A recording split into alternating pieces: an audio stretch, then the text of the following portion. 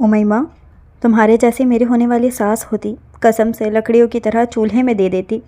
غضب خدا کا، جب بولیں گی تو لگتا ہے زبان کے ساتھ کتا باندھا ہوا ہے، یا یوں زہر اگلتی ہیں جیسے 1000 شیش ناگوں کا سر تل کر کھا لیا ہو۔ رکشے میں سفر کرتے بھابھی عشا بغیر رکشے ڈرائیور کا لحاظ کیے، جو بڑی مشکل سے اپنی ہنسی ضبط کر رہا تھا، نان سٹاپ جلے دل کے پھپولے پھوڑ رہی تھیں، اور امیمہ کا دل کر رہا تھا اپنا سر رکشے میں دے مارے، یا کم از کم رکشے سے کود کر اللہ کو پیاری ہو جائے۔ بھابھی خدا کے لیے چپ ہو جائے، سگی مامی ہے وہ میری، اب ایسے تو مت بولیں۔ امیمہ دھیمے سے من منائی تھی، جانتی تھی جیسے بھابھی عشا تپی پڑی ہیں، اس کا مامی سلمیٰ کے حق میں بولنا یوں ہوگا گویا آگ کو مزید پیٹرول میں دھکا دیا ہو، اور ہوا بھی یہی تھا، ان کو تو مزید پتنگے لگ گئے تھے۔ اے چپ کر کے بیٹھی رہو بی بی، آج سوموار ہے، جمعے کو تمہاری بارات ہے، شادی سے 5 دن پہلے یاد آیا ہے کہ تمہارے جہیز میں الیکٹرانک کا سامان نہیں ہے، اتنا بھی کیا لالچ؟ ان کے 2 ہی تو بچے ہیں، گھر میں سارا سامان موجود ہے، پر نہیں، ماموں افتخار کو بس بہن کی کھال بھی چاہیے، زیور اور ان کا حصہ تو ہڑپ ہی چکے ہیں، پتہ نہیں بڈھے بڑھیا کو سارا سامان قبر میں لے کر جانا۔ نئے نئے امیر بن جاؤ تو ایسی ہی گھٹیا اور نیچ حرکتیں سرزد ہوتی ہیں، جیسے تمہارے وہ سو کالڈ مامی سلمیٰ کرتی پھر رہی ہیں، آئے روز منہ اٹھا کر آ جاتی ہیں، ہر چیز میں مین میخ نکالنے، ہر کسی کا دل دکھانے، پتہ نہیں ایسے انسان اپنی زہریلی زبان سے دوسروں کا دل دکھا کر خود کیسے سکون سے سو پاتے ہیں۔ بھابھی عشا کچھ زیادہ ہی دکھی ہو رہی تھی، وہ خود تو مایوں کی دلہن تھی، اسی لیے اسے گھر کے کاموں سے چھٹی ملی ہوئی تھی، سختی تو بیچاری عشا بھابھی کی آئی ہوئی تھی، جنہوں نے اتنی محنت سے امیمہ کے سسرالیوں کے لیے کھانا بنایا تھا، لیکن سلمیٰ نے ہر ماحول کو اس قدر کسیلا اور کثافت زدہ کر دیا کہ سب کا موڈ غارت ہو گیا تھا۔ اس پر متضاد اپنے منہ سے ہی بول کر اپنے پورے خاندان کے کپڑے بنانے کی فرمائش الگ سے کر دی تھی۔ گھر میں سب مصروف تھے، لے دے کر گھر میں 3 ہی تو خواتین تھیں، سعدیہ خاتون امیمہ کی امی، وہ خود اور بھابھی عشا، جو کہ امیمہ سے بڑے بھائی ابو بکر کی بیگم اور اس کے ساتھ ساتھ امیمہ کی بڑی خالہ کی بیٹی بھی تھیں۔ سو اب دلہے والوں کے خاندان کے کپڑے انہیں ہی لانے کو پیارے بھیا دکاندار کا نام کی دکان پر جانا پڑ رہا تھا۔ امیمہ کے پورے خاندان کو اس بات کا کلنک تھا، عمر رہنا تھا کہ ماموں افتخار صاحب نے اپنے برے وقتوں میں کاروبار میں لگانے کو اپنی بہن کا زیور اور حتیٰ کہ اس کا حصہ بھی ادھار بول کر لیا تھا، جو کہ اب تک واپس نہ کیا تھا، اور نہ ان کا واپس لینے کا کوئی ارادہ تھا۔ آخر غریب بہن کی بیٹی کا رشتہ اپنے ہونہار ڈاکٹر بیٹے کے لیے لے لیا تھا، یہ کم تھا کیا؟ بھابھی آپ بھول رہی ہیں، وہ آپ کی بھی مامی ہیں، امیمہ نے کہتے اپنا لب دانتوں تلے دبایا تھا۔ عشا بھابھی کے تو تلووں سے لگی اور سر پر بجھی تھی۔ وہ فلم چوڑیوں میں معمرانہ سے ہی بولتا ہے، مامی بن چڑیل نہ بن، اور ہماری مامی واقعی کوئی ڈائن کی نسل کی ہیں، خدا ایسی مامی کسی 100 دشمن کو بھنا دے۔ ان کی ہڈی بس اس وقت تک سیدھی تھی جب تک ان پر غریبی چھائی ہوئی تھی، ماموں کا ذرا سا کاروبار کیا سیٹ ہوا، اور اس تمہارے گونگے بہرے منگیتر خرم نے MBBS کیا کیا، مامی تو آسمان پہ جا بیٹھی ہیں۔ غضب خدا کا، مجھے تو اب ایسا لگتا ہے وہ خرم کا رشتہ تم سے کرنا ہی نہیں چاہتی۔ میں پوچھتی ہوں ڈاکٹر بن کر کیا سرخاب کے پڑ لگ گئے ہیں خرم میں؟ محلے میں ہی کلینک کھول کر بیٹھا ہے نا، جس دن کوئی سرکاری نوکری کرنے لگے گا مامی تو ہمیں نالی کے کیڑے نہ بولنے بس۔ مجھے تو لگتا ہے وہ اپنے ڈاکٹر سپوت کے لیے کوئی امیر و کبیر کبوتری تاڑے بیٹھی ہیں، تبھی ہمارے گھر آ کر ناک سے رومال نہیں ہٹتا۔ عشا بھابھی کے لہجے میں اس گھمنڈی بدتمیز بدزمار اور مغرور عورت کے لیے ایک آنچ دیتی نفرت سی تھی۔ امیمہ نے بے بسی کے احساس سے اپنے لب کچلے۔ بھابھی، اس سب میں خرم کا کیا ذکر، انہیں تھوڑی پتہ ہے ان کی ماں۔ امیمہ نے پھر سے من مناتے خرم صاحب کی طرفداری کرنے کی ناکام کوشش کی تھی، پر بھابھی کی خوخوار قسم کی گھوری پر زبان تالو سے جا چپکی۔ خرم کا ذکر کیوں نہیں کروں بھائی، وہ گھننا میسنا ہے، ماں کی ساری کرتوتوں کا پتہ ہے، بزل ماں کے ڈر سے جان بوجھ کر انجان بنا رہے وہ الگ بات ہے۔ بھابھی نے دانت پیس کر یوں کہا کہ اتنی سیریس سچویشن میں بھی امیمہ کی ہنسی چھوٹ گئی تھی۔ ہاں ہاں، ہنس لو بیٹا، بس 4 دن کی چاندنی ہے، پھر دیکھنا تمہارے آسمان پر مامی کیسے سیاہ ناگن کی طرح اماوس کی رات بن کر چھاتی ہے، بس کچھ دن، اور پھر وہ عورت تمہیں یہ یقین دلا دے گی کہ تم دنیا کی ناکارہ، بدصورت اور فالتو ترین چیز ہو۔ بھابھی نے جل کر کہا تو امیمہ دہل اٹھی۔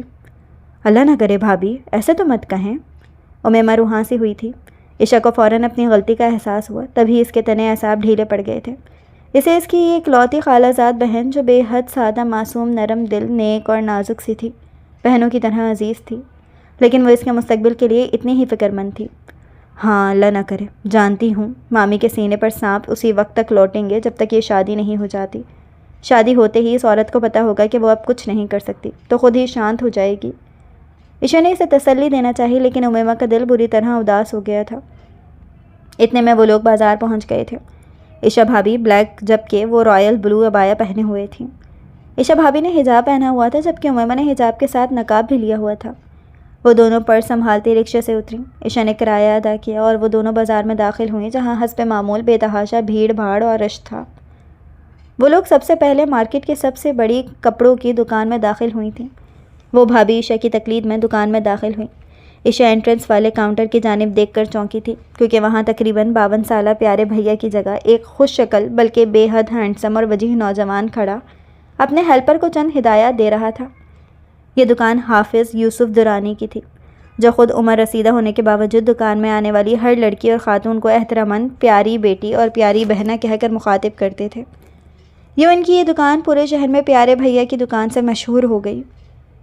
لیکن آج وہ خود یہاں موجود نہیں تھے بلکہ ان کی جگہ کاؤنٹر پر ایک اونچا لمبا بانکا سجیلا بے حد خوبصورت نوجوان کھڑا تھا جس نے انہیں اپنی جانب آتے دیکھ اپنی نگاہیں احتراماً جھکا لی تھیں۔ یہ بات عشا بھابی سمیت امیمہ نے بڑی شدت سے نوٹ کی تھی۔ عشا بھابی امیمہ کا ہاتھ تھامے کاؤنٹر کی جانب بڑھی۔ وہ حسان یوسف تھا، اپنے ماں باپ کا چوتھا بیٹا۔ کمپیوٹر سائنس میں MSc کرنے کے بعد سر توڑ کوششوں کے باوجود ڈھنگ کی جاب نہ ملنے پر اس نے اپنا ذاتی شہر کے کمرشل ایریا میں بہت بڑا جم بنا لیا تھا جس میں وہ خود جم ٹرینر تھا۔ اس سے بڑے 3 بھائی شادیوں کے بعد اپنے اپنے خاندان اور حصے لے کر سب الگ ہو گئے تھے۔ اب گھر میں حافظ یوسف، ان کی بیگم عارفہ اور اس سے تقریباً 12 سال چھوٹی بہن نیہا تھیں۔ وہ گھر کا چھوٹا بچہ بچپن میں اپنی سانولی رنگت اور اچھے خاصے فربہ جسم کی وجہ سے سب سے زیادہ نظر انداز ہوا تھا، خاص کر اپنی ماں سے جس کی ممتا کی اس وقت اسے سب سے زیادہ ضرورت تھی۔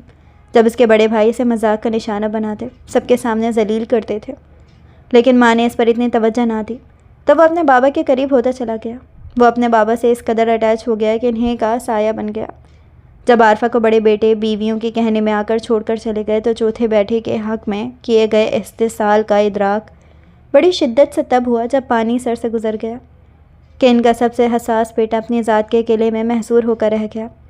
اس نے اپنی ذات کے گرد ایک ایسا چٹانی قسم کا خول چڑھا لیا جسے چڑھانے کی جرأت آج تک کوئی نہ کر سکا تھا۔ وہ بہت پراسرار سی شخصیت کا مالک تھا جو اب سرخ و سفید رنگت کا حامل ایک جوان سالہ خوبصورت مرد تھا۔ کسڑتی چٹانی جسم اب لوہے کی طرح مضبوط تھا تو 6 فٹ سے نکلتا قد اسے مردانہ وجاہت کا مرقع بنا دیتا تھا۔ لیکن اس سب کے باوجود وہ جیسے ایک پتھر کی مورت تھا، نہ اس میں جذبات تھے، نہ وہ کوئی جذبہ محسوس کرتا تھا، نہ ہی کسی اور کے جذبات اس کے خول کو چرخا کر اس کے دل تک دستک دے پائے تھے کہ ہزار شوق چنچل تتنیوں کے اس کے قلعے کی پتھریلی دیواروں سے اپنے پر ٹکرائے پر نتیجن اپنے رنگ کو بکھیر لیے، لیکن ان دیواروں میں ایک دراڑ تک نہ ڈال سکے۔ آج تک اس نے مخالف صنف کی جانب نگاہ اٹھا کر نہ دیکھا تھا، نہ آج تک کوئی ایسی ملی تھی جو حسان یوسف جیسے پتھر کو اپنی جانب متوجہ کر پاتی، لیکن یہ انہونی جلد سرزد ہونے والی تھی۔ شاید وہ اپنے لیے بے تحاشا لانگ لوئل اور کیئرنگ تھا، ہاں، لیکن ایکسپریسو نہیں تھا۔ آج تک کوئی اس کے چہرے اور آنکھوں سے اس کے دل کا حال نہ جان پایا تھا۔ زبان سے ادا کرنا تو بہت دور کی بات تھی۔ اس کے بابا کی طبیعت کافی دنوں سے ناساز تھی اور ایسے کیسے ہو سکتا ہے کہ وہ اپنے بابا کا احساس نہ کرے؟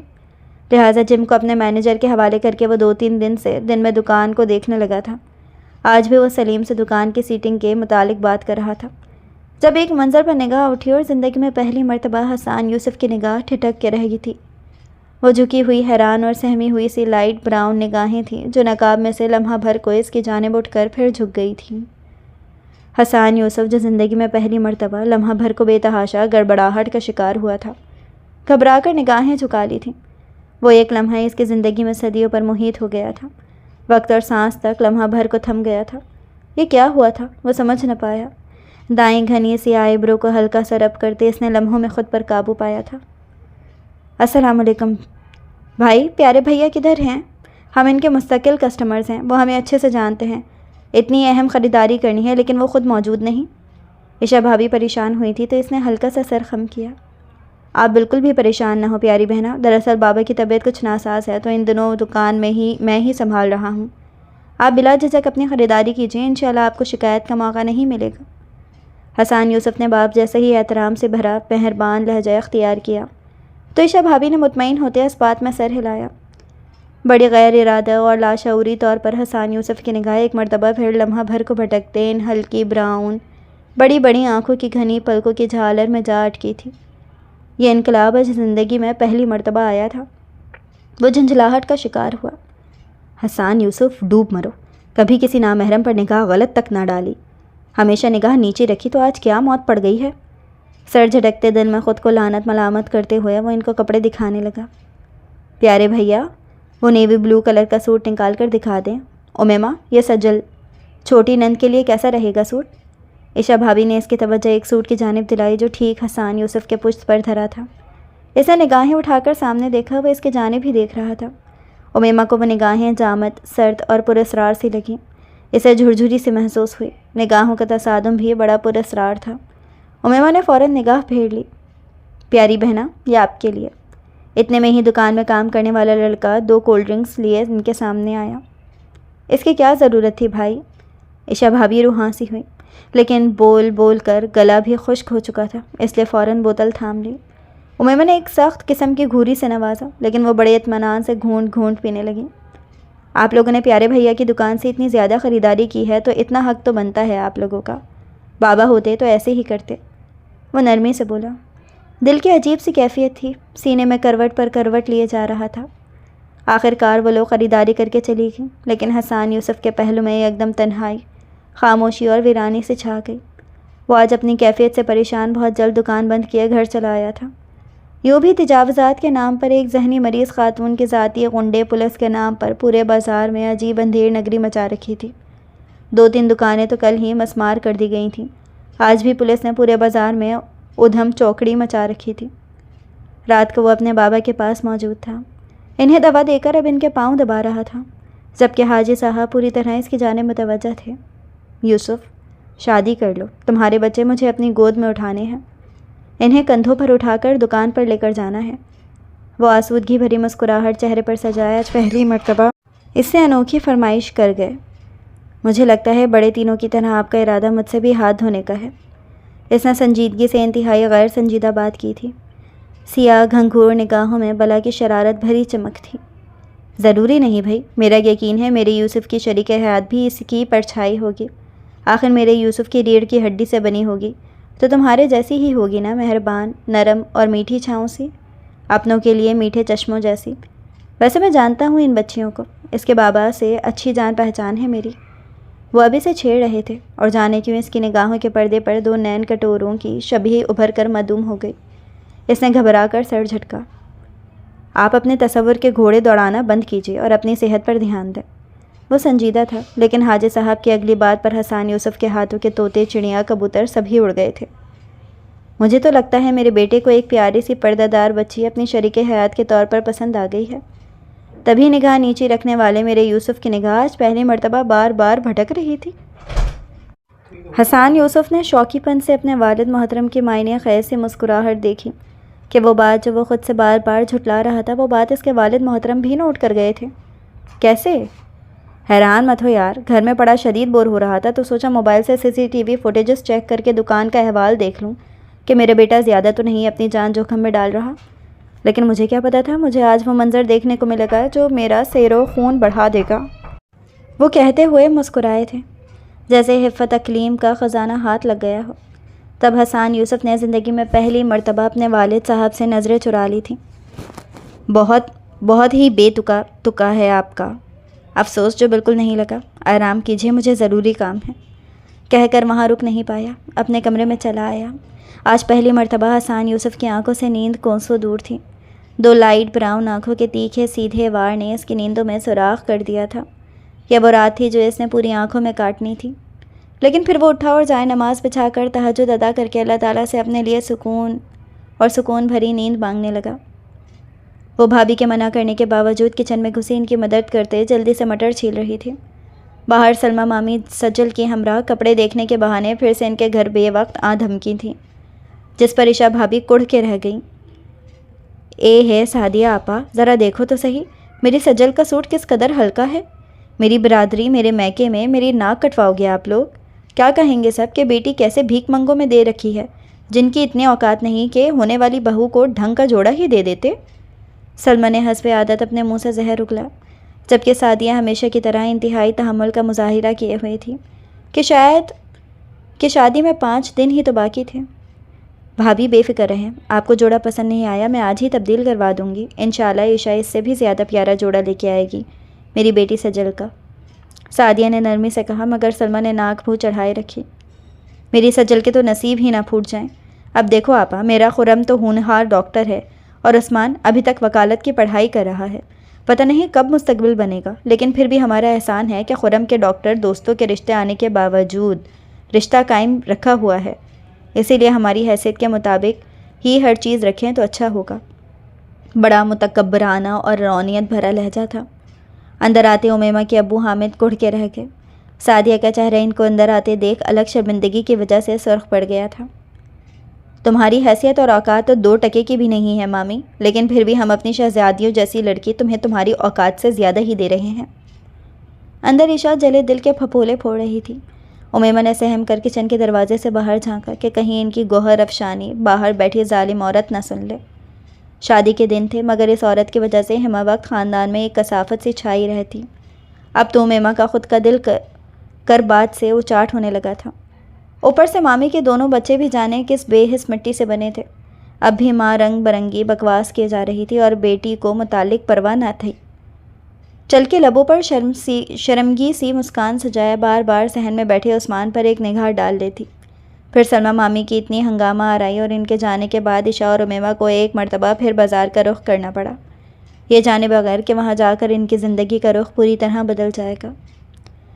حسان یوسف نے بظاہر خود کو پوری طرح کام میں الجھا رکھا تھا، لیکن ایسی بے اختیاری آج سے پہلے دل کو کب لگی تھی۔ دل نے بسلیوں سے سر تو تب پٹخا جب ایک جانی پہچانی مترنم سی آواز نے کانوں میں رس گھولتے روح میں آسودگی بھری تھی۔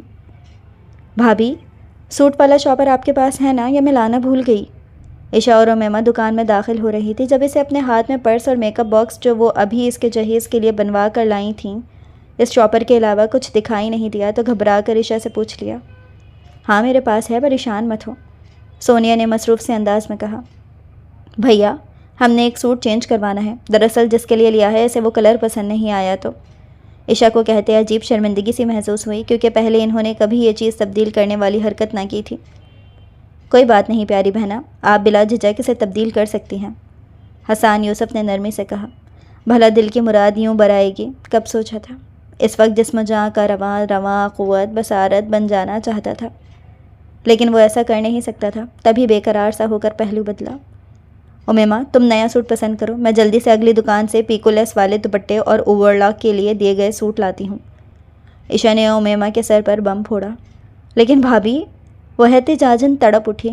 امیمہ، پاگل مت بنو، ضائع کرنے کے لیے وقت ہے ہمارے پاس، ابھی تو تمہاری بارات کا لہنگا اٹھانے جانا ہے۔ عشاء نے کہتے کسی کے سر پر 7 آسمان گرائے تھے۔ حسان یوسف کے اندر کچھ بہت دھماکے کے ساتھ چھن سے ٹوٹا تھا، اسے اپنا دم سا گھٹتا محسوس ہوا۔ امیمہ کے آنکھوں سے منع کرنے کے باوجود عشاء دکان سے نکل گئی۔ امیمہ نے ایک سرد سی سانس کھینچی اور اس کی جانب دیکھا جو سر جھکائے کھڑا جانے کس مراقبے میں کھویا تھا۔ عجیب دکاندار تھا، گاہک سے یہ نہیں پوچھتا تھا کہ اسے کیا چاہیے۔ بھیا، وہ شاکنگ پنک سوٹ نکال کر دکھا دیں۔ امیمہ کو دھیمے سے خود ہی بولنا پڑا۔ حسان یوسف نے سر اٹھایا، امیمہ کا دم سا نکل گیا۔ ان سیاہ گھنگور نگاہوں میں نمی سی تھی۔ حسان یوسف نے بمشکل سانس اپنے اندر کھینچا اور اس کی انگلی کے تعاقب میں خود ہی مطلوبہ سوٹ تک گیا، کیونکہ ہیلپر دوپہر کا کھانا لینے ہوٹل گیا ہوا تھا اور دوسرے کاؤنٹر کا لڑکا چھٹی پر تھا، سو اسے یہ کام خود ہی کرنا تھا۔ یہ وہی لمحہ تھا جب بازار میں عجیب چیخ و پکار اور بہت بری بھگدڑ سے مچ گئی تھی۔ باہر دراصل پولیس والے کرینے لا کر تجاوزات کے نام پر 8 سے 10 دکانیں گرانے والے تھے، لیکن دکانداروں کے خاندان اور دوست و احباب بلکہ پوری عوام ان کے سامنے آ کھڑی ہوئی تھی۔ تب پولیس اور عوام کا زوردار تصادم ہوا تھا۔ جہاں پولیس کی مزید بھاری نفری بلا کی گئی، وہاں عوام کی تعداد میں بھی اضافہ ہوتا چلا گیا۔ بات بہت جلد شدید قسم کے پتھراؤ اور شیلنگ پر جا پہنچی۔ حسان یوسف پریشان ہوا تھا۔ امیمہ سہم کر دیوار سے جا لگی۔ 2-3 بھاری بھاری پتھر دکان میں آ کر کاؤنٹر پر گرے اور کاؤنٹر ایک دھماکے سے چکنا چور ہو گیا۔ امیمہ کے منہ سے ہلکی سی چیخ برآمد ہوئی۔ اس سے پہلے مشتعل عوام یا پولیس والے دکان کو یا اندر موجود افراد کو مزید نقصان پہنچاتے، حسان نے آگے بڑھ کر شٹر نیچے گرا دیا۔ یہ کیا کر رہے ہیں آپ؟ مجھے جانے دیں، وہ چیخ پڑی۔ دیکھیں آپ پلیز پریشان مت ہوں، بھروسہ رکھیں، ابھی جب یہ ہنگامہ آرائی تھوڑی تھمے گی تو آپ چلی جائیے گا، ابھی باہر جانا خطرے سے خالی نہیں، پلیز اعتبار کیجیے، حسان نے نرمی سے کہا اور اس سہمی ہرنی کو بیٹھ جانے کا اشارہ کیا۔ عشا بھابی کا سوچ کر کے وہ محفوظ تو ہو گئیں، امیمہ کی آنکھیں بھیگ گئیں۔ آپ مجھ سے خوف زدہ ہیں؟ حسان یوسف نے پہلو بدلا تھا۔ امیمہ نے دھیمے سے نفی میں سر ہلایا۔ ابھی بھی شٹر پر گرنے والے پتھروں کی دھماکے دار آواز اندر امیمہ کا دل دہلا رہی تھی۔ اور پھر اس ہنگامہ آرائی میں پورا 1.5 گھنٹہ گزر گیا۔ مغرب سے عشاء ہو گئی مگر یہ تصادم تھمنے کا نام نہیں لے رہا تھا۔ امیمہ اٹھ کھڑی ہوئی۔ ایسا مت کریں، وہ طرف اٹھا۔ آپ ہوتے کون ہیں مجھے روکنے والے؟ میں چاہے مروں یا جیوں، آپ کو کیا مسئلہ ہے؟ مجھے میرے حال پر چھوڑ دیں، کھولیں اسے، مجھے اپنے گھر جانا ہے۔ وہ غرائی تھی اور شٹر کی جانب بڑھی۔ حسان یوسف بے بسی سے لب کو چلتے تیزی سے اس کے سامنے آیا تھا۔ آپ کی عزت اور جان اس وقت میری ذمہ داری اور میری حفاظت میں ہے، میں آپ پر آنچ بھی نہیں آنے دے سکتا۔ باہر جانے کیا ہو پلیز سمجھنے کی کوشش کریں، اب تو فائرنگ کی آواز بھی آ رہی ہے۔ حسان نے اسے سمجھانے کی کوشش کی، گر وہ سننے کو تیار نہ تھی، اسی لیے مسلسل روئی جا رہی تھی۔ حسان یوسف کی عجب حالت تھی، اسے کیسے سنبھالتا، کیسے پیش آتا سمجھ نہ آئی۔ اس کے آنسو دل پر الگ سے قیامت ڈھا رہے تھے۔ اس کے بعد کے مزید 2 گھنٹے جیسے ان دونوں نے پولیس رات پر چلتے گزارے تھے۔ باہر قدرے خاموشی چھا گئی تھی، پہلے جیسی بات نہ تھی، لیکن اب بھی وہ محتاط تھا۔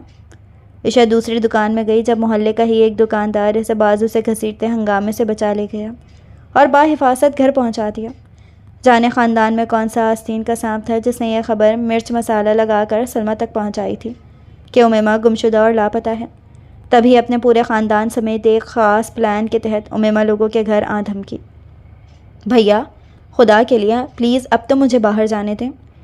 امیمہ نے روتے ہوئے ظالم شخص سے التجا کی تھی جو اسے یہاں سے ٹس سے مس نہیں ہونے دے رہا تھا۔ باہر پولیس والے اعلان کر رہے تھے کہ جو دکانوں میں محصور ہوئے لوگ ہیں وہ باہر آ سکتے ہیں۔ میں دیکھتا ہوں، حسان نے اس سے نگاہیں چراتے ہوئے کہا اور شٹر اوپر کیا۔ آخرکار 5 گھنٹوں بعد خطرہ ٹل چکا تھا۔ امیمہ تیزی سے دکان سے باہر نکلی۔ آئے میں آپ کو گھر چھوڑ دوں کیونکہ اس وقت آپ کو یہاں رکشہ چنچی کچھ بھی نہیں ملے گا۔ حسان یوسف نے اسے آسان سی سمجھایا اور دکان لاک کی۔ امیمہ بس رونے کا ہی شغل فرمائے جا رہی تھی، دل و دماغ نے تو جیسے بند ہو کر کام کرنا ہی چھوڑ دیا تھا۔ ایک ایک لمحہ اسے صدیوں پر بھاری لگ رہا تھا۔ کچھ ہی دیر میں وہ اپنی گاڑی لے آیا۔ امیمہ پتھر بنی کھڑی روتی رہی۔ اسے ہی اس کے لیے پیسنجر سیٹ کا دروازہ کھولنا پڑا تو وہ گاڑی میں بیٹھی۔ راستے بھر گاڑی میں موت کا سا سناٹا چھایا ہوا تھا۔ گاڑی دروازے کے سامنے رکی تو اس کے بابا خرم، ماموں افتخار اور عثمان بھاگ کر دروازے تک آئے۔ خرم اور ماموں کی یہاں موجودگی مطلب سلمہ مامی کی موجودگی، جس کا مطلب تھا کہ وہ بغیر کسی قصوروار ہوئے کہ مجرم ٹھہرا کر برباد کر ہونے والی تھی۔ امیمہ کا دل کیا جا کر کہیں چھپ جائے کہ اسے ایک اجنبی کے ساتھ رات کے 11 بجے گاڑی سے اترتا دیکھ ان میں سے سب کی آنکھوں میں سوائے اس کے بابا کے امیمہ کے لیے بھی اجنبیت سی اتر آئی تھی۔ عثمان اس کا پیارا بھائی چھوٹا ہونے کے باوجود خوار سے تاثرات لیے اس کی جانب لپکا تھا۔ تم جو کوئی بھی ہو تم بھی اندر آؤ۔ عثمان نے امیمہ کا بازو دبوچا اور اسے اندر گھسیٹا، جبکہ ماموں نے حسان یوسف کی جانب دے کر پھنکارتے ہوئے کہا تو وہ چپ چاپ ان کی تقلید میں گھر کے اندر داخل ہوا جہاں پہلے ہی یوم حساب لگا ہوا تھا۔ سلمہ بیگم کے ماتھے کی شکنیں تلواروں کی طرح تیز تھیں۔ اس نے گھر کے اندر داخل ہوتی امیمہ کو اوپر سے نیچے تک دیکھا، نگاہوں میں حقارت اور نفرت کیا کچھ نہیں تھا۔ ماشاء اللہ کتنی پاکیزہ اور مبارک واپسی ہے بیگم صاحبہ کی، دکانوں میں بند ہو کر آنے کا رنگ بھی کچھ اور ہی ہوتا ہے۔ اس کو کسی اور کے ساتھ آتا دیکھ انہوں نے پہلا وار کیا۔ لہجہ بڑا عامیانہ تھا۔ امیمہ کے جسم میں پھریری سے دوڑ گئی۔ ممانی جان حالات خراب تھے، بھابھی بھی الگ۔ ابھی وہ وضاحت دینے ہی لگی تھی جب سلمہ بیگم نے ہاتھ کے اشارے سے اس کے لفظ تک کاٹ دیے۔ چپ، مجھے بتانے کی ضرورت نہیں، میں نے سنا ہے سب۔ اور بازار میں پناہ لینے کے لیے صرف ایک ہی دکان بچی تھی نا، وہیں جہاں یہ جوان اکیلا مرد تھا اور راستہ بھی بند تھا۔ قسمت بھی بڑی نرم مزاج اور دل بھی۔ عاشق اور معشوقہ تن تنہا 5 گھنٹے کے لیے اکیلے دکان میں بند، قسمت مہربان بھی ہو گئی۔ ان کی بات پر وہاں کھڑے سب حیرت سے ان کو تکتے گئے جب امیمہ کی والدہ سعدیہ بیگم فوراً آگے بڑھیں۔ سلمہ بھابھی کیا ہو گیا ہے، بس کریں، میں اپنی بچی کو جانتی ہوں، میرے منہ پر ایسی باتیں نہ کریں۔ اور آپ کو عائشہ نے بتایا ہے نا کہ وہ کیسے دکان پر تھی جب باہر کے حالات خراب ہو گئے تھے؟ انہوں نے وضاحت دی تو ان کی وضاحت پر سلمیٰ ہنس پڑی۔ ہاں ہاں جانتی ہوں نا، ماں ہو، مائیں تو چور کو فرشتہ کہہ دیتی ہیں۔ میں اندھی نہیں ہوں سعدیہ، یہ لڑکی شروع دن سے آنکھوں کے اشارے چلاتی ہے۔ میرا بیٹا بھی اس نے خود قابو کیا تھا، میں جانتی ہوں اسے، اور جہاں عائشہ تھی تو یہ اس کے ساتھ کیوں نہیں تھی؟ عائشہ بھی تو واپس آ گئی تھی، یہ اس کے ساتھ کیوں نہیں آئی؟ کیوں رہی اس دکان پر؟ ہے کوئی جواب اس کے بات کا آپ لوگوں کے پاس؟ اس بات کی وضاحت چاہیے مجھے بھی، اور میرے بیٹے کو بھی۔ مومنی جان، بھابھی مجھے وہاں چھوڑ کر۔ وہ ابھی بات مکمل بول بھی نہ پائی تھی جب سلمیٰ نے دوبارہ دھاڑ کر اسے چپ کروا دیا۔ چپ کر جا کمینی، تو ہے ہی بد کردار، بد چلن۔ اس کا مطلب تیری یہ عائشہ بھابھی تیرے معشقے میں برابر کی رازدار ہے، نہیں تو تجھے ایک اجنبی کے ساتھ تنہا چھوڑ کر کہیں اور جانے کا کیا مقصد تھا؟ مجھے اسی دن سے پتہ لگ گیا تھا جب میرے بیٹے نے شرط رکھی تھی کہ وہ تجھ سے ہی بیاہ رچائے گا، کتنوں کو پھانسنے کی اپنے حسن کے جال میں، کتنوں کو لوٹے گی، اسے بھی پھانس کر اس سے کپڑے منگوا لے گی۔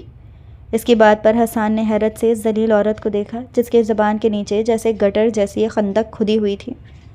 آج تو عائشہ بھی کچھ بولنے کے بجائے جیسے پتھر کی مورت بن گئی تھی۔ کوئی اس قدر گھٹیا اور نیچ بھی ہو سکتا ہے کہ سامنے والے کے گھٹیا پن کے آگے الفاظ بے معنی ہو جائیں؟ بس کیجیے آپ، کسی کی کردار کشی کرنے کا حق آپ کو کسی نے نہیں دیا محترمہ۔ آپ مجھ سے عمر میں بڑی ہیں اس لیے آپ کی عزت کرتا ہوں، مگر آپ ان کے ساتھ ساتھ میرے کردار پر انگلی اٹھا رہی ہیں جو مجھے بالکل برداشت نہیں۔ وہ اپنی سیاہ آنکھوں میں سرکش سے پھنکارتے جذبے لیے کٹیلے لہجے میں بولا۔ 2 منٹ کے لیے سلمیٰ بیگم کو سانپ سونگھ گیا مگر باز نہ آئی۔ ظاہر ہے میاں، تمہیں تو آگ لگے گی نا، تمہاری محبوبہ پر بات ہو رہی ہے، اور ویسے بھی خراب تو لڑکی کی عزت ہوتی ہے، آخر میں لڑکا خود کو پاکیزہ ثابت کر کے نکل جاتا ہے، مگر تمہارا قصور بھی نہیں ہے، یہ ہے ہی ایسی منحوس، آوارہ اور ابھی وہ کچھ اور بکتیں جب امیمہ کی ہمت جواب دے گئی، جبھی وہ روتے ہوئے چلائی۔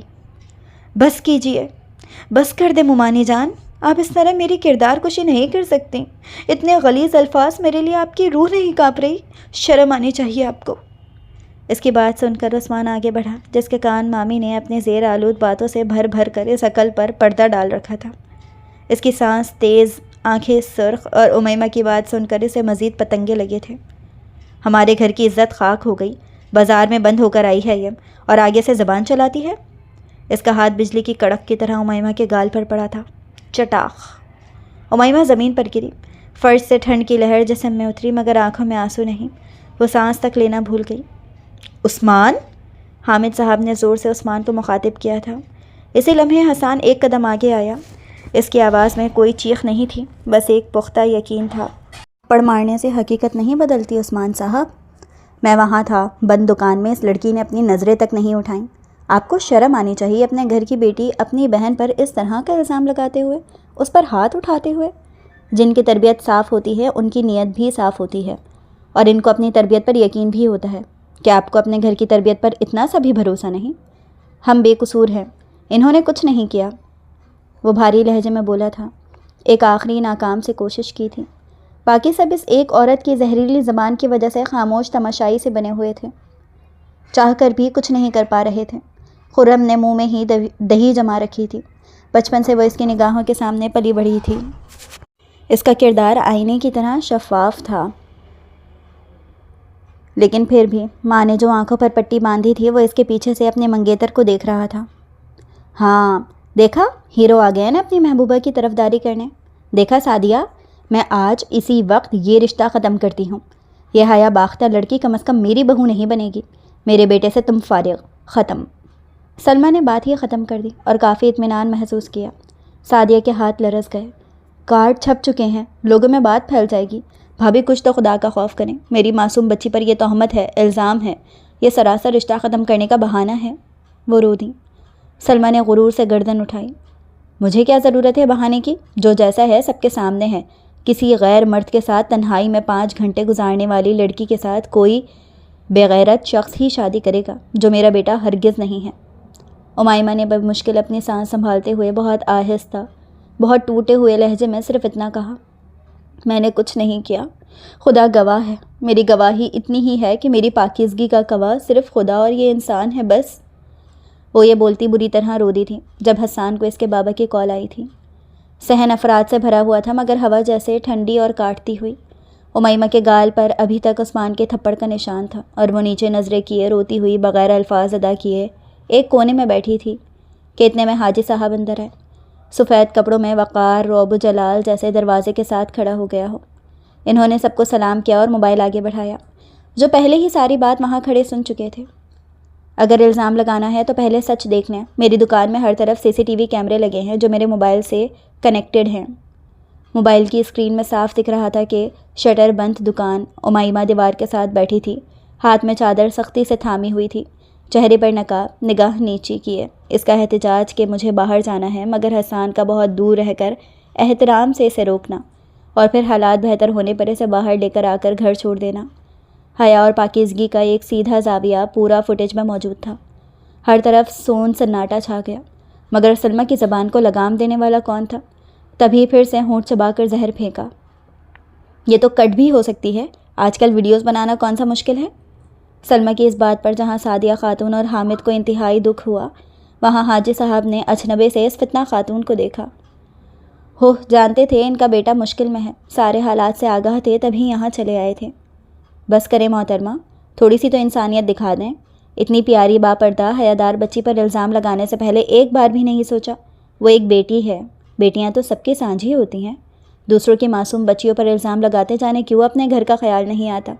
بچی کا پردہ اس کی تہذیب صاف شفاف آئینہ ہے۔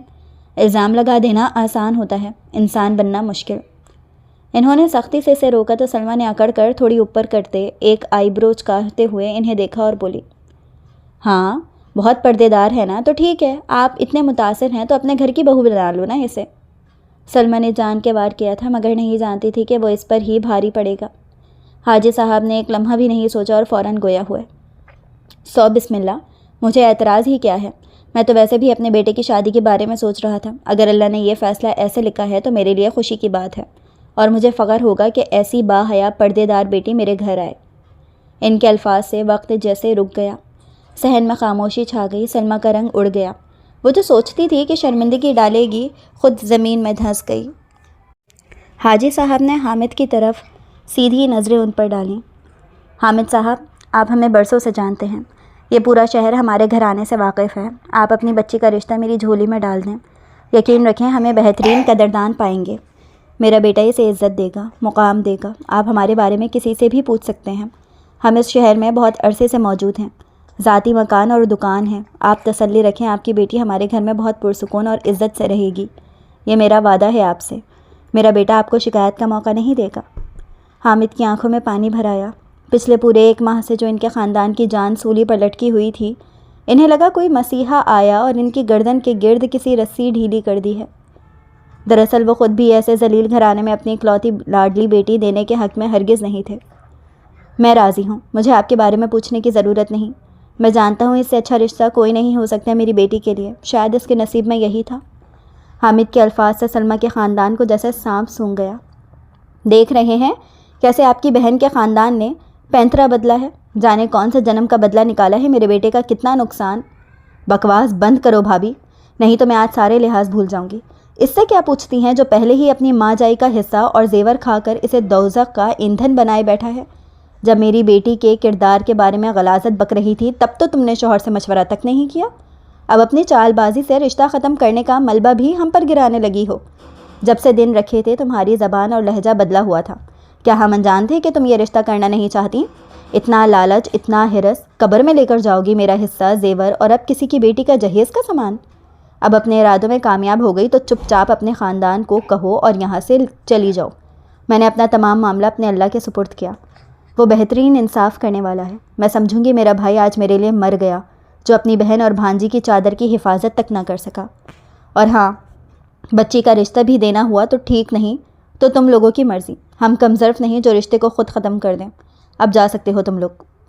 سعدیہ خاتون نے آج اپنا تمام اگلا پچھلا حساب بے باک کیا تھا، جو 1 مہینے سے غبار کی صورت ان کے سینے میں ناسور بن رہا تھا۔ سلمیٰ تو آنکھیں پھاڑے اپنی اس نند کو دیکھے گئی جس کی کبھی اس کے سامنے زبان نہ نکلی تھی۔ ایسا بھی کیا غضب کر دیا ہم نے جو اتنے پتنگے لگ رہے ہیں سعدیہ تمہیں؟ اپنی بکواس بند کرو اور چلو یہاں سے سلمیٰ۔ افتخار کی دھاڑ نے اسے مکمل بات نہ کرنے دی۔ سلمیٰ بکتی جھکتی تل ملاتی اپنا خاندان لیے وہاں سے نکل گئی۔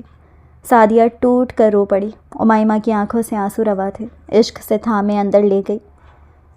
اس کی زندگی نے کیسا موڑ لیا تھا، ایسے بدنامی کا داغ اور کارڈ پر کسی اور سے شادی کی مہر، جبکہ نکاح کسی اور سے۔ وہ اس وقت غائب دماغی سے وہاں بس بیٹھی اپنے ہاتھوں کی لکیروں کو دیکھ رہی تھی۔ اس کی ماں نے اسے سمجھایا تھا کہ شاید اللہ کو یہی منظور تھا، وہ اللہ کی رضا میں راضی ہو، اللہ اس سے راضی ہو جائے گا، اور اسے حامد صاحب نے یقین دلایا تھا کہ ان کا فیصلہ اس کے لیے کارآمد اور بہترین ثابت ہوگا۔ حامد صاحب نے حاجی صاحب اور حسان کو عزت دیتے انہیں ڈرائنگ روم میں بٹھایا تھا۔ ابو بکر کو کسی بہت ضروری کام سے شہر سے باہر تھا، وہ بھی ابھی پہنچا تھا۔ عشاء سے ساری صورتحال سن کر وہ اپنے گھر والوں کے سامنے بولا بھی تو بس اتنا، خس کم جہاں پاک۔ ابو بکر نے بھی اس خبیث خاندان سے اپنی معصوم، نازک، حساس بہن کی جان چھوٹ جانے پر شکر کا کلمہ پڑھا تھا۔ نکاح خواہ اور گواہوں اور باقی چیزوں کا انتظام خود حاجی صاحب نے کیا تھا۔ وہ اس وقت کتنے خوش تھے بتا نہیں سکتے تھے۔ اللہ نے ان کے لیے کیسا راستہ بنایا تھا، کیسا سبب پیدا کر دیا تھا کہ وہ اپنے بیٹے کی پہلی خواہش کو پورا کر سکیں، اور وہ مکمل ہوا تھا۔ دوسری طرف حسان کا حال بہت الگ تھا۔ ایک دم اچانک جذبات، حالات سب بدل گئے تھے۔ اسے سمجھ نہیں آ رہا تھا وہ خوش ہو کہ حیران۔ بہت انوکھے سے احساس کے تحت اپنے دل پر ہاتھ رکھا۔ کچھ ہی دیر میں قاری جی صاحب کے کمرے ہمراہ گھر میں داخل ہوئے اور انہیں سیدھا امیمہ کے کمرے میں لایا گیا۔ نکاح کا وقت ہوا تھا۔ حامد صاحب نے اس سے پہلے اسے سنبھال لیا تھا اور جتنا سمجھا سکتے تھے اتنا سمجھایا۔ اس نے اپنے باپ کی لاج رکھی تھی اور ایک قطعی اجنبی شخص کو اپنی زندگی کے جملہ حقوق سونپ دیا۔ قاری صاحب نے بسم اللہ پڑھتے اپنے نکاح کے اقوال دہرائے تو حسان کا دل 120 کی اسپیڈ سے دھڑکا تھا۔ قاری صاحب کے قبول ہے پوچھنے پر اس نے بہت سنجیدگی اور نرمی سے یہ جملہ دہرایا تھا، میں قبول کرتا ہوں۔ یہ وہ جملہ نہیں تھا جو نکاح میں سب کہتے ہیں، یہ ایسا تھا جیسے وہ امیمہ کی ساری ٹوٹ پھوٹ کو چپ چاپ اپنی ذمہ داری میں لے رہا ہو۔ 3 مرتبہ قبول ہے بولنے کے بعد ان دونوں نے اپنے تمام حقوق ایک دوسرے کے نام کیے تھے۔ یہ رشتہ اور احساس بہت انوکھا تھا۔ حسان کو آج وہ بات یاد آئی اور آج اس بات کی سمجھ بھی آئی تھی جو کبھی اس نے کسی کتاب میں پڑھی تھی۔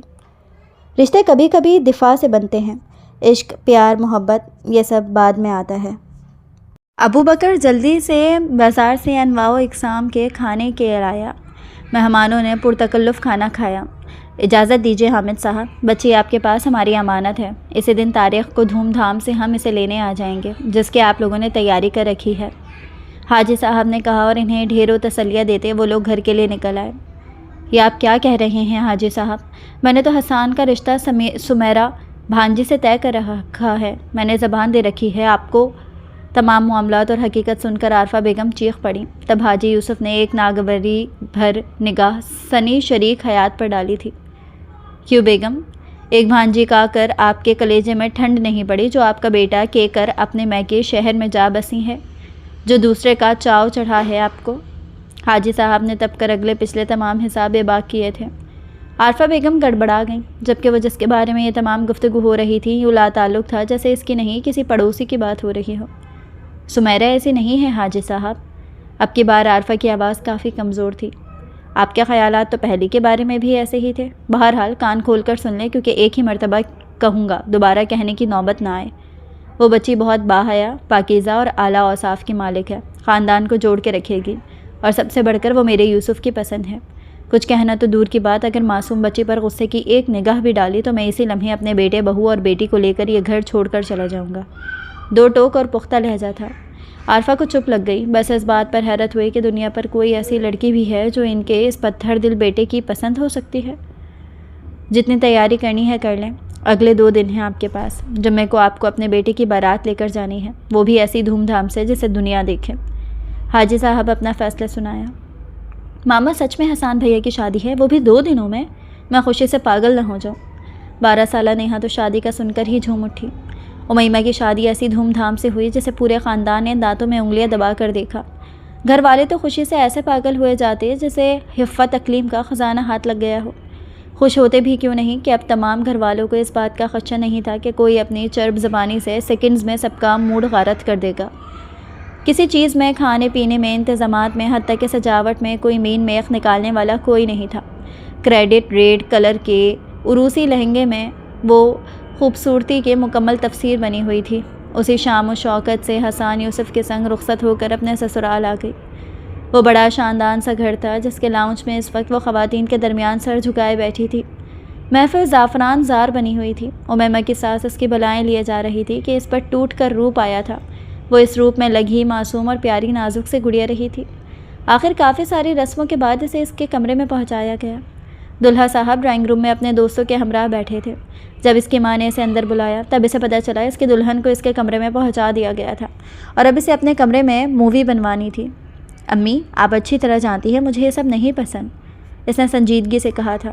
وہ دشمن جہاں اتنے بڑے گھونگھٹ میں تھی، ابھی اس نے خود نے اسے ڈھنگ سے دیکھا نہیں تھا تو مووی والا کیوں دیکھتا؟ اور ان سب کے لاکھ اصرار کے باوجود اس نے اپنے کمرے میں مووی والے کو جانے کی اجازت ہی نہیں دی۔ وہ بے تحاشا تھک چکی تھی اور اب کمرے میں ایسے ماحول میں بیٹھ کر مووی بنانا، اسے سوچ کر ہی کوفت محسوس ہونے لگی۔ پہلے ہی سہما ہوا سا دل 4 دنوں سے جیسے سولی پر لٹکا ہوا تھا۔ سچ شکر کہ اس کی ساس بتا گئی کہ مووی نہیں بن رہی، وہ آرام سے ان کے بیٹے کا انتظار کرے۔ وہ کڑ کر رہ گئی۔ وہ بے تحاشا خوفزدہ اور پریشان تھی۔ یہ سوچ سوچ کر ہی جان آدھی ہوئی جاتی کہ وہ نہ جانے کون ہے، کیسا ہے۔ امیمہ کو زبردستی سر مڑ دیا گیا ہے۔ کیا وہ شخص اسے قبول کرے گا؟ وہ کسی اور سے محبت نہ کرتا ہو، اس نے کسی اور کے خواب نہ دیکھے ہوں؟ اگر ایسا ہوا تو امیمہ کیا کرے گی؟ اس سے آگے وہ سوچ سوچ کر اپنے دل و دماغ میں وہم وسوسے ڈالتی اپنی جان ایک اندیکھی آگ میں جھلسائے ہوئے تھی۔ مامی نے اس شخص کے سامنے اس کے کردار کو لے کر کیا کیا بکواس نہ کی تھی، کہیں اس شخص نے ان باتوں پر اعتبار نہ کر لیا ہو۔ اگر ایسا ہوا تو پھر وہ کیا کرے گی؟ گھر والوں سے دوری اور پھر یہ تمام سوچیں اس کے اعصاب پر اس قدر بھاری ثابت ہوئیں کہ اس کی آنکھوں سے آنسو بہنے لگے۔ وہ بے قرار ہوتی بیڈ سے اتر کر صوفے پر آ بیٹھی اور آہستگی سے اپنی جویلری نکالنے لگی۔ یہ وہی لمحہ تھا جب کوئی دروازہ کھول کر اندر داخل ہوا اور اپنے پیچھے دروازہ لاک کیا۔ اس نے ذرا سا گھوم کر اندر آنے والے اپنے شوہر کو دیکھا، پھر گھبرا کر سر جھکا گئی۔ حسان یوسف نے ایک نگاہ صوفے پر بیٹھی اپنی بیوی پر ڈالی، جس نے اس کی آہٹ محسوس کر کے اپنا سر یوں جھکا لیا تھا کہ اس کی تھوڑی کی اس کے سینے کو لگی ہوئی ہوگی۔ اس وجود کے اس کمرے میں موجودگی کو دیکھ کر حسان یوسف کو صرف اور صرف ایک خیال آیا، اور وہ یہ کہ دعائیں یوں بھی مستجاب ہوتی ہیں؟ کیا دلوں کو یوں بھی سیراب کر دیا جاتا ہے؟ اللہ تعالیٰ کو اس کی کون سی ایسی ادا، ایسا نیک عمل پسند آیا ہوگا کہ بغیر کسی آزمائش کے اس کی محبت یوں اس کی جھولی میں ڈال دی گئی تھی؟ کیا وہ اسے یہ کہے کہ جس دن حسان یوسف نے اسے پہلی مرتبہ دیکھا تھا اس رات تہجد میں اپنے لیے چین، سکون مانگا تھا، تو کیا سامنے بیٹھا نازک وجود اس کی دعا کی قبولیت کا روپ دھار کر اس کے سامنے آیا تھا؟ وہ آہستگی سے چلتا اس کے قریب صوفے پر آ بیٹھا تھا۔ وہ مزید خود میں سمٹ سی گئی۔ آپ رو رہی ہیں؟ بہت بھاری گمبھیر آواز امیمہ کو اپنے بہت قریب سے سنائی دی تو اس کا دل اچھل کر حلق میں آیا۔ امیمہ نے آہستگی سے اپنے سر نفی میں ہلایا۔ جان تو تب نکلی جب مقابل نے ہاتھ آگے بڑھا کر اس کے دونوں ہاتھ اپنی نرم گرفت میں تھام لیے۔ یہ آپ کی منہ دکھائی۔ حسان یوسف نے اس کے نازک گلابی کلائیوں میں طلائی جڑاؤ نازک سے کنگن پہنائے۔ حسان یوسف کی نگاہیں اس کی بھیگی گھنیری پلکوں کی جھالر میں جا اٹکی۔ ان آنکھوں سے اسے محبت ہوئی تھی تو اس کا خوبصورت من موہنا معصوم چہرہ دیکھ وہ اس کی چاہت میں پاگل ہو گیا تھا۔ اس وقت اسے کسی چیز کا ہوش نہ رہا سوائے اس کے کہ وہ خوبصورتی کی تفسیر بنی سر تپیر صرف اس کی ملکیت ہے۔ حسان یوسف نے جھک کر نرمی سے اس کے ہاتھوں کی پشت کو اپنے مہکتے لمس سے نہلایا تو امیمہ کے چہرے کی ہوائیاں اڑ گئیں۔ دیکھیں، آپ کو ایسا نہیں کرنا چاہیے۔ وہ شدت سے گھبرائی تو اس کے لب گہری مسکراہٹ میں ڈھل گئے۔ کیا کر رہا ہوں میں؟ مسکراتے ہوئے کہتے حسان یوسف نے پیش قدمی کرتے اسے نرمی سے اپنے حصار میں قید کیا تھا۔ اس کی جھجک گھبراہٹ کے باوجود بہت نرمی اور حلاوت بھرے انداز میں حسان یوسف نے اپنا رشتہ مکمل کیا۔ گہری رات پگھلتی رہی اور اپنی تاریکی میں محبت کی ایک اور داستان رقم کرتی رہی۔ ولیمے کی تقریب بڑی شاندار رہی۔ امیمہ کے خاندان میں مکلاوے کی رسم ادا کی جاتی تھی، لیکن یہاں حسان یوسف نے بڑی سہولت سے اپنے سسرال والوں کو یہ کہہ کر انکار کر دیا کہ ان کے ہاں ایسی کوئی رسم نہیں کی جاتی۔ وہ چند دنوں میں خود ہی اسے ان سے ملوانے لے آئے گا۔ سب خاص کر امیمہ کافی اداس ہو گئی۔ اب بھی وہ سب گھر واپس جا آ چکے تھے۔ فنکشن دوپہر کا تھا اور اس وقت رات کے 9 بج چکے تھے۔ سب کو دوبارہ بھوک لگ چکی تھی، سو اس وقت تمام خواتین امیمہ سمیت اس وقت کچن کے ڈائننگ ٹیبل پر موجود تھیں، جبکہ مرد حضرات لاؤنج میں تھے۔ تمام دور پار کے رشتے دار جا چکے تھے۔ گھر میں صرف حسان یوسف کے بڑے بھائی بھابھیاں اور ان کے بچے موجود تھے۔ وہ پیازی رنگ کی میکسی میں تھی۔ حسان کی بھابھیاں کھانا لگا رہی تھیں۔ اس کی اداس شکل دیکھ کر عارفہ مسکراتے ہوئے اس کے قریب آ بیٹھی۔ بیٹا اداس مت ہو، 3-4 دن کے بعد حسان کو بولوں گی تمہیں میکے لے جائے گا۔ یہ سچ ہے، ہمارے خاندان میں مکلاوے کی رسم نہیں کی جاتی۔ ہوتی بھی تو بڑا مشکل تھا میرا بیٹا تمہیں ایک دن میں ہی میکے جانے دیتا، آخر تم سے اتنی محبت جو کرتا ہے۔ عارفہ کے کہنے پر امیمہ نے جھٹکے سے سر اوپر اٹھا کر ان کو حیرت سے دیکھا تھا۔ یہ وہ کیا کہہ رہی تھی؟ اسے سمجھ نہ آئی۔ حیران ہو؟ لیکن سچ یہی ہے میری بچی، تم ہی اس کی پہلی اور آخری پسند اور محبت ہو۔ رات اس نے ادھر ادھر کی ہر بات کی ہوگی سوائے اس کے۔ حیران ہونا چھوڑ دو بیٹا، کیونکہ وہ یہ بات تم سے کبھی نہیں کہے گا۔ وہ تم سے کتنی محبت کرتا ہے۔ عارفہ اسے آہستگی سے اپنے پر پراسرار بیٹے کے اسرار کھول کر بتا رہی تھی، اور وہ واقعی میں حیرت و استعجاب میں گھری سن بیٹھی رہ گئی۔ عارفہ کو خاموش ہو جانا پڑا کیونکہ کھانا لگنے پر تمام مرد ادھر چلے آئے تھے۔ خوشبوؤں کا جھونکا سا تھا جو امیمہ کا پہلو آباد کر گیا تھا۔ شرم و حیا کی شدت سے گلنار ہوتی وہ خود میں سمٹ سی گئی اور چہرہ نیچے جھکا لیا۔ عارفہ نے نثار ہو جانے والی نگاہوں سے اپنے بیٹے کو دیکھا جو بیوی کی اس ادا پر مبہم سا مسکرایا تھا۔ خوشگوار ماحول میں کھانا کھایا گیا۔ وہ حسب معمول صوفے پر بیٹھی اپنی جویلری اتار رہی تھی، جبکہ وہ کھڑکی کے پاس کھڑا کسی ضروری فون کال میں مصروف تھا۔ امیمہ دعوے کے ساتھ کہہ سکتی تھی اس نے اس شخص سے زیادہ مشکل مرد اپنی زندگی میں نہ دیکھا ہوگا۔ وہ اسے کی زندگی میں آنے والا واحد اور مشکل ترین مرد ثابت ہوا تھا۔ یا تو یہ سامنے کھڑا شخص کوئی اور تھا، یا رات اس نے جس مرد کی قربت میں گزاری تھی وہ کوئی اور تھا۔ رات کے تمام خدشے، وہم، وسوسے اس کی محبت کی بارش میں دھل کر شفاف ہو گئے، لیکن پھر بھی اس شخص کے ساتھ اتنا اہم ترین وقت گزار کر بھی وہ اسے 1% بھی نہیں جان پائی تھی۔ اس کے ہر عمل میں محبت تھی، عقیدت تھی، لیکن زبان پر جامد و ساکت سے خاموشی۔ وہ اسے کہتا کیوں نہیں تھا؟ اسے سمجھ نہ آئی۔ اور اب بھی اس نے اس کے گھر والوں کے ساتھ جانے نہیں دیا۔ کیوں؟ وہ کلس کے رہ گئی۔ یہ سوچتے وہ مسلسل اس کی چوڑی پشت کو گھور رہی تھی۔ یہ موصوف میرے عشق میں گوڑے گرفتار ہیں، وہی یقین کرے جیسے پاگل کتے نے کاٹا ہو۔ آنٹی بھی کتنی بھولی ہیں، کچھ بھی سوچتی ہیں۔ محبت ہو تو یہ برف کا پتلا منہ میں ہی دہی نہ جما کے رکھے، کچھ تو منہ سے پھوٹے۔ امیمہ سوچ کر اپنے دماغ کی چولے ہلا رہی تھی۔ جب وہ اچانک اس کی جانب مڑا تب اس نے گڑبڑا کر نگاہیں جھکا لی۔ وہ آہستگی سے چل کر اس کے قریب صوفے پر آ بیٹھا۔ میں منہ سے کچھ پھوٹنے کے بجائے عملاً گل کھلانے پر زیادہ یقین رکھتا ہوں۔ اس نے جھک کر امیمہ کی آنکھوں میں اپنے ذہین سی آنکھیں گاڑتے سنجیدگی سے کہتے امیمہ کے اوسان خطا کر دیے۔ جی؟ امیمہ کے تو گویا فیوز ہی اڑ گئے تھے۔ کچھ نہیں، آپ ناراض ہیں مجھ سے؟ وہ پوری توجہ سے امیمہ کے تاثرات جانب رہا تھا، جیسے اس سے زیادہ ضروری کوئی کام ہو بھی نہیں۔ امیمہ نے آہستگی سے نفی میں سر ہلایا۔ میں مدد کرتا ہوں۔ امیمہ کو اپنے سر کی پنوں میں الجھتے دیکھ وہ اس کے مزید قریب ہوا۔ اس کے پرفیوم کی دل فریب خوشبو امیمہ کے حواسوں پر چڑھانے لگی، جبکہ وہ بھی ایک گہری سی سانس کھینچتے اس نازک وجود کی روح کو معطر کرتی خوشبو اپنی سانسوں میں اتارے گیا۔ واقعی آپ ناراض تو نہیں مجھ سے؟ حسان نے دوسری مرتبہ پوچھتے اس کے بالوں کو اپنے لمس سے معطر کیا تو وہ تھرا گئی۔ آپ کو ایسا کیوں لگا کہ میں ناراض ہوں آپ سے؟ وہ بمشکل کہتی اس شخص کی ساحری کی شرسی محبت سے دامن بچاتی جیسے خود میں سمٹ سی گئی تھی۔ وہ آپ کو میکے نہیں جانے دیا نا، اس لیے؟ اپنی عادت کے مطابق ایک آئیبرو چکاتے وہ سادگی سے پوچھ رہا تھا۔ آپ کو فرق پڑتا ہے میرے ناراض ہونے سے؟ وہ اب خود ہی اس کے دل کا راز اگلوانے کو پوچھ بیٹھی، لیکن سامنے بھی حسان یوسف تھا۔ آپ ناراض ہو کر دکھائیں پھر بتاؤں گا۔ وہ لاپرواہی سے بولا تو امیمہ بھنا اٹھی۔ یعنی آپ کا فل پروف ارادہ ہے مجھے ناراض کرنے کا؟ وہ اب تیکھے چتون لیے اس کی جانب ایک نظر ہی دیکھ پائی۔ ان سیاہ آنکھوں کے بھید کھولے نہ کھلتے تھے، لیکن لپک ایسی تھی گویا امیمہ کو اپنے جسم سے محبت کی تپش کی لپٹی محسوس ہوتی۔ ناراض ہو کر تو دکھائیں، کچھ کر بیٹھوں گا میں۔ اس کا لہجہ وارننگ لیے ہوئے تھا۔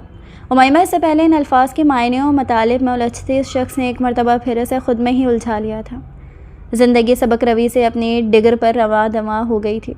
وہ جتنی اپنی قسمت پر نازا ہوتی کم ہی تھا، اور حسان یوسف سے شادی پر اتنے اس نے ناشکر کے سجدے کیے تھے جس نے اس کے گھر والوں نے ادا کیے تھے، کہ وہ اس قدر چاہنے والا شوہر کے ساتھ ساتھ لوگ ہی بہت قدردان ثابت ہوئے تھے۔